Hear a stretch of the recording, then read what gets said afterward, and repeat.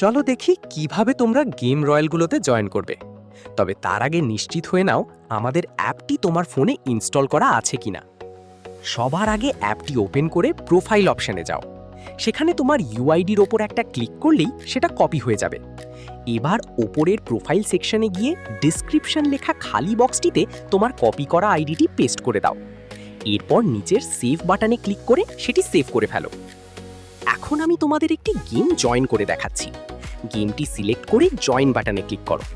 Join হওয়ার পর room details অপশনে গেলেই তুমি পাসওয়ার্ডটি দেখতে পাবে, ওটা কপি করে নাও। এরপর বাম পাশের 3 লাইন মেনুতে ক্লিক করে গেম রয়্যাল অপশনে যাও। যে গেমটিতে জয়েন করেছিলে সেখানে ক্লিক করলেই পাসওয়ার্ড চাইবে। এবার তোমার কপি করা পাসওয়ার্ডটি এখানে বসিয়ে দাও। ব্যাস, গেমে তোমার এন্ট্রি সাকসেসফুল।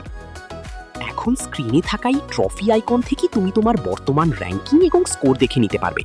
আর সবশেষে এই প্লে বাটনে ক্লিক করলেই শুরু হয়ে যাবে তোমার কাঙ্ক্ষিত গেম।